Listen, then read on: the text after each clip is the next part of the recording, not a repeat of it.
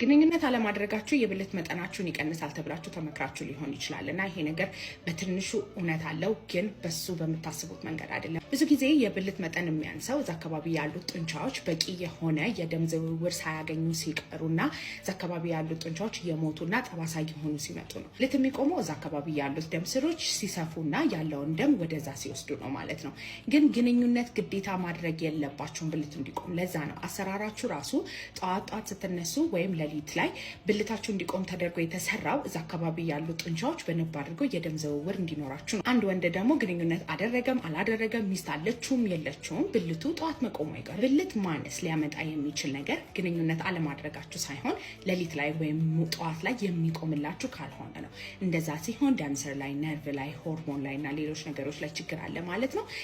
ምን አይነት ነው ግን ምርመራው? ኦኬ ሶ እንዳለባችሁ ችግር ይወስናል ምርመራው። ኦኬ ሶ ለቶሎ መጨረስ፣ ለብልት አለመቆም ችግር፣ ለዘግይቶ መጨረስ፣ ለፍላጎት ማነስና ለሁለተኛ ዙር ዝግጁነት ማጣት የምናዛው ምርመራ አንድ አይነት አይደለም። ችግሮቹ አንድ አይነት እስካልሆኑ ድረስ ማለት ነው። በዋነኝነት ደግሞ የምናዛቸው ምርመራዎች አሉ። በተለይ ደግሞ የደም ምርመራ እንደ አይነቱም ቢሆን ማለት ነው ሆርሞን ምርመራዎችና ቫይታሚን ምርመራዎች በጣም የተለመዱና ለብዙ ሰዎች የምንሰራቸው ናቸው ማለት ነው። ከዛ በኋላ የብልት አለመቆም ችግር ካለባችሁ ተጨማሪ ቫይታሚኖችን ልንመረምር እንችላለን። ስኳርና ኮሌስትሮል፣ ግቦትና ኩላሊቶትን ልንመረምር እንችላለን።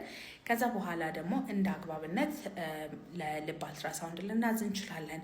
ብልት አካባቢ ያሉትን ደም ስሮችና እዛ አካባቢ ያሉትን ነገሮች ልናይ ከፈለግን ደግሞ ብልት አካባቢ ያለ አልትራሳውንድ ልናዝ እንችላለን። እሱም እንደምትናገሩት እንዳለባችሁ ችግር፣ እንደቆየበት ጊዜ እና ለምጠይቃችሁ ጥያቄዎች እንደምትሰጡ ይመልስ። በተለያየ የስንፈተ ወሲብ አይነቶች እየተጠቃችሁ ከሆነና የት መታከም አለብኝ ብላችሁ እያሰባችሁ ከሆነ በሬ ሁል ጊዜ ክፍት ነው።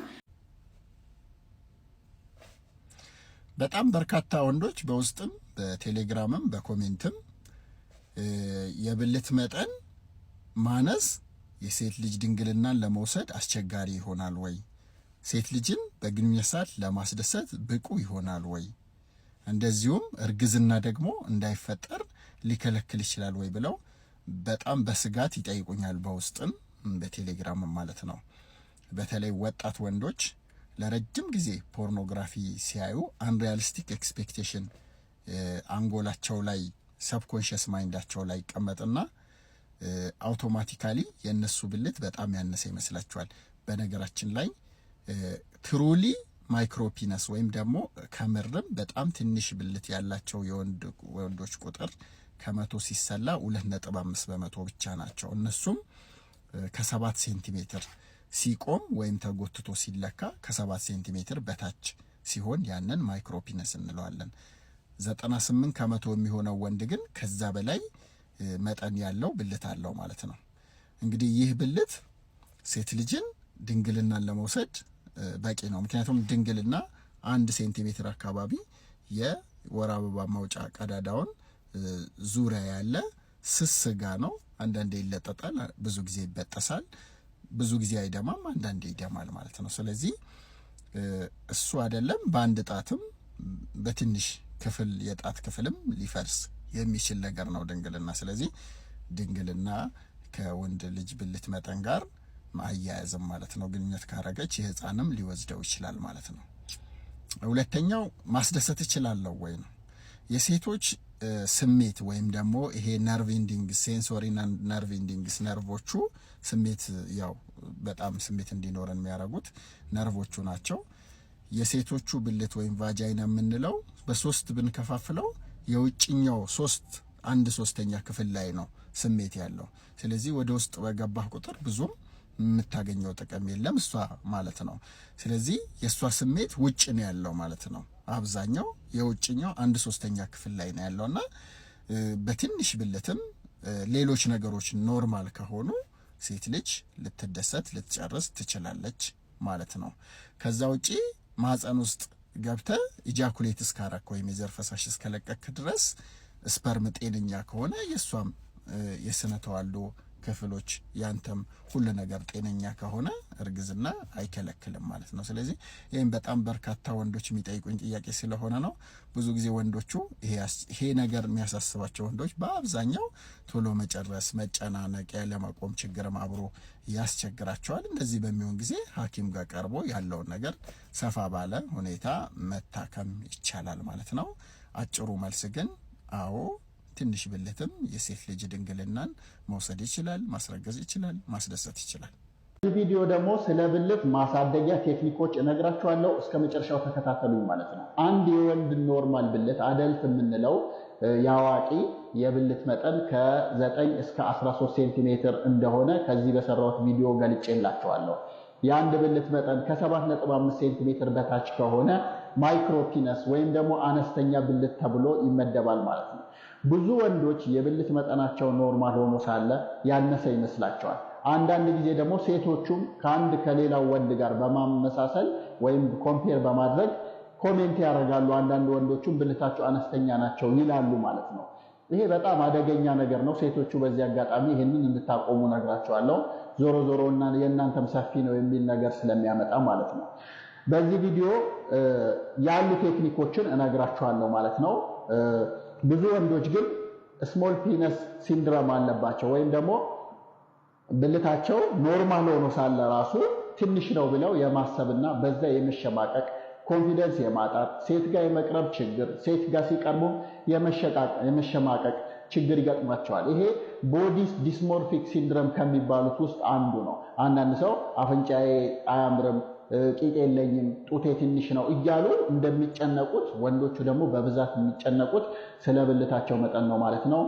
ያሉ ነገሮችን እነግራችኋለሁ። እስከ መጨረሻው ተከታተሉ። እንግዲህ ብልትን ለማሳደግ ሁለት አይነት ቴክኒኮች አሉ። አንደኛው በኦፕራሲዮን ነው፣ ሌላኛው ደግሞ ያለ ኦፕራሲዮን ነው ማለት ነው። ያለ ኦፕራሲዮን በብዛት ያሉት ቫኪዩም ኢሬክሽን ዲቫይስ፣ ፔናይል ኢንጀክሽን ወይም በመርፌ የሚሰጥ ፋት ትራንስፈርን ጨምሮ የሚሰጡ፣ በሶስተኛ ደግሞ ፔናይል ኤክስቴንደር የሚባሉ ናቸው። እነዚህ ኦፕራሲዮን ያልሆኑ ግን ብልትን ለማርዘም በብዛት አገልግሎት ላይ የሚውሉ ናቸው።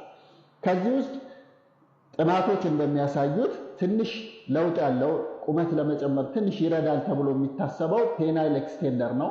ይሄ መሳሪያ ነው። ብልት ላይ ይገጠምና በየቀኑ ለብዙ ወራት ይለበሳል ወይም ይደረጋል። ከዛ የተወሰነ 2-3 ሴንቲሜትር ሊያስረዝም ይችላል ማለት ነው።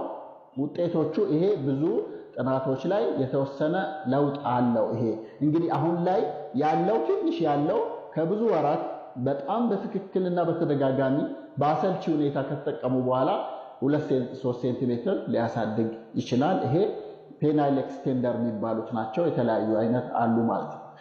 በሁለተኛ ደረጃ ቫኪዩም ኢሬክሽን ዲቫይስ የሚባል ነው። ይሄ መሳሪያ ነው። ይሄ መሳሪያ ምንድነው? ያው ይጎትታል ነው የደም ፍሰትን ወደዛ በመጨመር ብልትን ለማርዘም ነው የተሰራው። ይሄ ምንም ኢፌክቲቭ አይደለም። ይሄም አሁን ላይ እየቀረ ነው ማለት ነው። ኢፌክቲቭ ስላልሆነ ውጤታማ ስላልሆነ እዚህ ላይ ገንዘብም ጊዜም ማባከን አያስፈልግም ማለት ነው። በሶስተኛ ደረጃ ያለው ኢንጀክሽን ወይም እዛ ላይ ብልት ላይ መወጋት ነው። የሚሰጡ የተለያዩ ኢንጀክሽኖች አሉ እዛ ላይ ነው።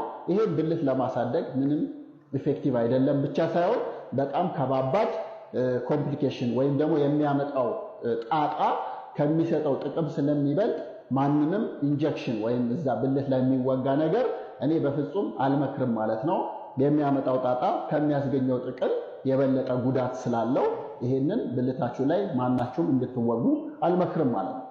ነገር ግን በጣም አጽንኦት ሰጥቼ እንድታውቁት የምፈልገው ብዙ ጊዜ ስሞል ፒነስ ሲንድሮም ያለባቸው ወንዶች ኖርማል የብልት መጠን ኖራቸው ስለሚጨናነቁ ነው። ስለዚህ የሳይኮሎጂስት እገዛ፣ የሳይካትሪስት እገዛ፣ የጤና ባለሙያ እገዛ ቢያገኙ ኖርማሉ ምን ማለት ነው፣ ለማሳደግስ ምንድነው፣ ያድጋልስ ወይ ምንድነው የሚለውን ኢንፎርሜሽን በበቂ ሁኔታ ሲያገኙ አብዛኞቹ በደስታ ወደ ቤታቸው ይመለሳሉ። ይሄ እኔ በግሌ ከማውቃቸው ሰዎች ጭምር በመነሳት ነው።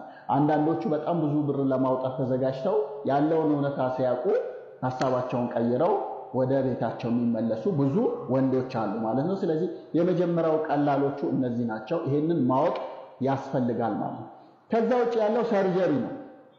ብልት ለማሳደግ ሰርጀሪ፣ ብልት ከአጥንት ኩቢክ ቦን የሚባል አጥንት አለን እኛ፣ ከዚህ የተጣበቀበት ጅማት አለ። እሱን በመቁረጥ ማርዘም ይቻላል። ነገር ግን ይሄ ከጥቅሙ ጉዳቱ ይበልጣል። ለምሳሌ እሱን አስረዝሞ ቄጤማ ከሆነ ጥቅም የለውም ማለት ነው። ስለዚህ ይሄንንም ማድረግ ተገቢ አይደለም፣ ቀርቷል ማለት ነው። የሆርሞን እጥረት ካለ ተመርምሮ ሆርሞኑ ሲሰጥ ሊስተካከል የሚችልበት ሁኔታ አለ። በተለይ እድሜያችሁ ከ18 ከ20 ዓመት በታች የሆናችሁ ምናልባት በዚህ ነገር ልትጠቀሙ ትችላላችሁ። ከዛ ውጪ ግን ያለው ነገር ይሄን ይመስላል። ስለዚህ ምንድነው የምመክራችሁ? ብልታችሁ መጠን ከ7.5 እስከ 13 ወይም ከ8 ሴንቲሜትር፣ የአብዛኛው ወንድ ከዛ በላይ ነው። ከ8 ሴንቲሜትር በላይ የሆናችሁ ወንዶች ምነግራችሁና የምመክራችሁ ነገር ምንም ነገር አታድርጉ ነው። ብዙ ጊዜ መድኃኒትን ተጠቅማችሁ ውርጃ የምትፈጽሙ ሴቶች ስሙኝ፣ ይሄ ይጠቅማችኋል ማለት ነው። መድኃኒትን ተጠቅሞ ብዙ ጊዜ ውርጃ መፈጸም የሚከተሉትን 5 ችግሮች ያስከትላል ማለት ነው። የመጀመሪያው የማህፀን ኢንፌክሽን ሪስክ እንዲጨምር ያደርጋል። የማህፀን ኢንፌክሽን የምንለው ማህፀን ራሱ ኢንፌክሽን ሊፈጥር ይችላል። ቱቦቹ ደግሞ ኢንፌክሽን ሊፈጥሩ ይችላል።